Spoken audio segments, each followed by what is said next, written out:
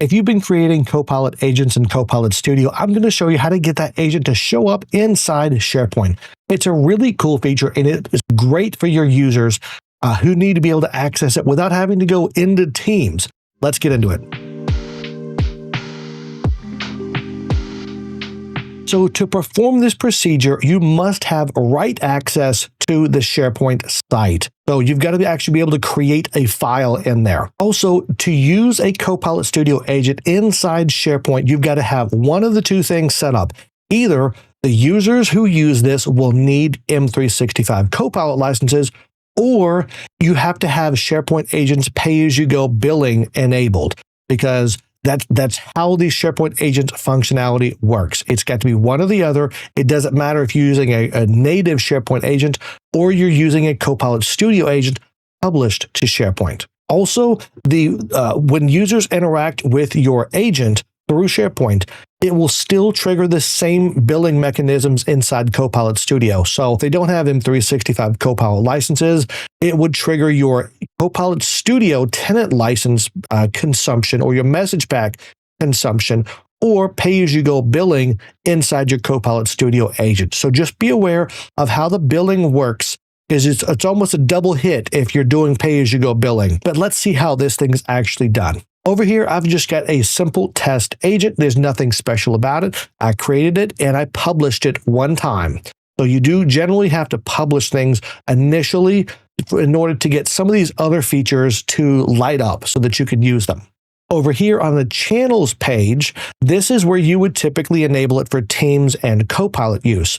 But the newest feature to this page is the SharePoint channel. This is how you can publish something to SharePoint. Now, there's a number of other steps that have to happen after this, so don't go anywhere just because you know which button to click, because there are some other buttons you'll need to be clicking as well. But when we go click on this, we'll be telling it which sites we want to deploy our agents to. Let me search for my home site. There we go. And we can click on it just to double check which site it's going to be going to. So this looks good. It's currently undeployed, of course, because we haven't actually clicked that deploy button.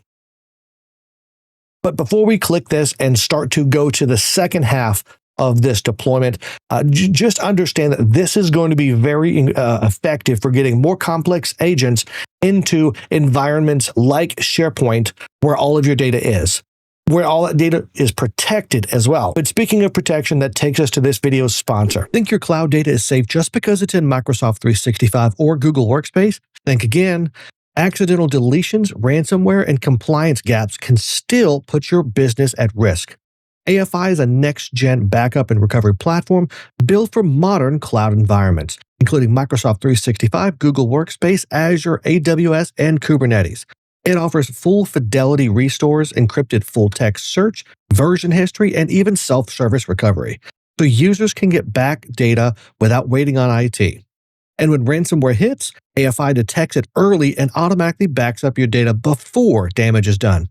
Over 10,000 organizations trust AFI to protect their cloud data. If you care about uptime, compliance, and peace of mind, it's time to back up smarter with AFI. So let's click on the deploy button.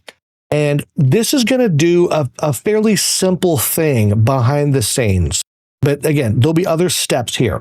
It's showing that it's deployed. So if we click on the link to the site, it'll take us into this agent. It's not that great of an interface because I wouldn't ever recommend doing it this way. Let's close this. Let's go to the site like a normal user would, refresh the page, so that the agents will start to show up. And to find this agent, we're going to be going to Site Contents and the Documents Library. You'll see a folder in here that just got created called Copilot Studio Agents.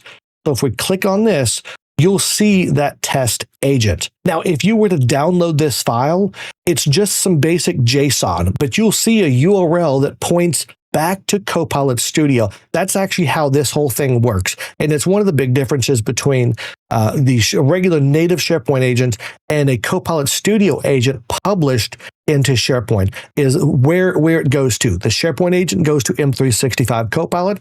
This one is going to be going out to Copilot Studio. But what we can do is we can open this thing, and what we can do is we can click on this Set as Approved button here. That's going to move it out of this folder where users can get their grubby little fingers on it and potentially delete it.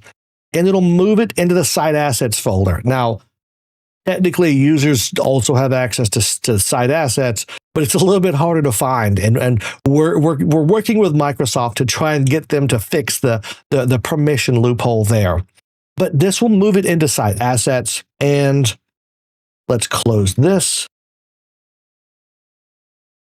and refresh the page. Now, when we hit the Copilot Agents button, we'll see it defaulted to the test agent. So that's the other thing you want to be able to do. Now, you may not want it as the default, and if so, you could always switch it back to another agent, maybe make Pathfinder the default again.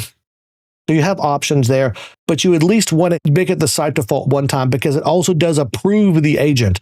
So the functionality there with the making it default, it actually sets it as approved, which moves it to Site Assets. Then it sets it as default. Now, if you've gotten value out of this video so far, click that like button and consider subscribing to my channel, which is just a free way that you could support me so I can continue to make free content for you just like this. Now, if you want to just delete this or undeploy this, then once you've moved it into the Site Assets library, so it's either made the default agent or it's at least approved, Copilot Studio won't be able to find this anymore because it's looking in that default documents library. Once it doesn't see it there, if you go back into SharePoint, you'll see a message that the agent's been deleted. It actually hasn't been deleted.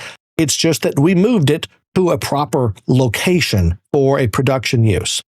So what you'll need to do is just delete the file from here, just like you would a SharePoint's agent, and then it's gone. So very simple. You'll be doing that from the, you'll see it here. Let me navigate the long way. So you'll go to Site Contents, Site Assets, Copilots, and then Approved.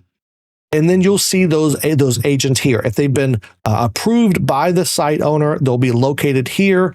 All of them will, so you can delete them and clean them up here if you don't need them anymore. Now, there's so much that Copilot agents can do, whether you create them in SharePoint, Copilot Studio Lite, or full-blown Copilot Studio, or like in this video, just so we can publish it out to SharePoint to get a more complex agent. Now, there is so much that Copilot agents can do for SharePoint users and regular M365 users. No matter what they're doing, there's just a ton of functionality built into agents across all the three experiences: SharePoint, Copilot Studio Lite, and Copilot Studio. If you want to get more information on how to build these agents the right way and the decisions you want to make before you start the creation process, then you want my Copilot Agents Roadmap. Check the description below for a link to this free PDF. It'll help get you started the right way. And if you want to see more cool videos on what Copilot agents can do for your organization, then click or tap the screen and I'll see you over there.